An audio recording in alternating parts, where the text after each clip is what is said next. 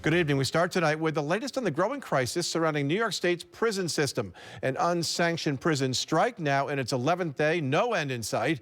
2 inmate deaths at a downstate prison are adding to the urgency of the situation. The big question is, how much longer can this standoff last?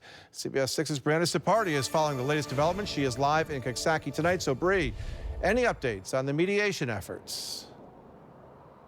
The only update I have, Greg, is that mediation talks can now continue into its 4th day. But you can see behind me correctional officers outside of Coxsackie Correctional. They're holding the line. They're not going anywhere until their demands are met. And the tensions far from easing, with the two sides remaining highly divided. But now calls to end the strike just intensifying following 2 inmate deaths at Sing Sing Correctional downstate. And all this while officers out on medical leave, they face uncertainty because they've been ordered back to work.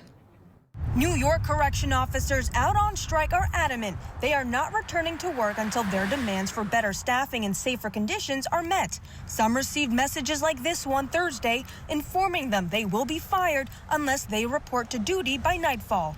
The state seems to want to make it clear they will face repercussions. But other officials, like Rensselaer County Executive Republican Steve McLaughlin, are criticizing the state's handling of the situation. You are the county executive of Rensselaer County. Tell me why you are in Greene County today getting involved in this fight.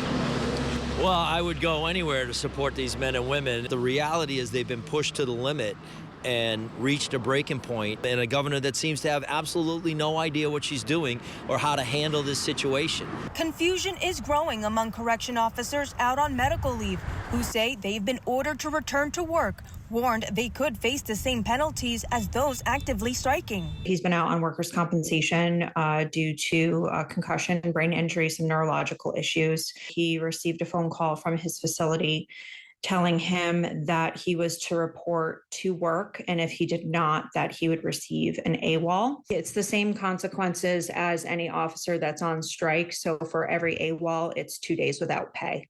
So that affects his workers' compensation pay benefits if they don't get removed from his file. Meanwhile, inside prisons, advocates say the situation is becoming volatile, with a shortage of staff putting lives at risk. You don't create dangerous conditions because you feel you're in a dangerous condition.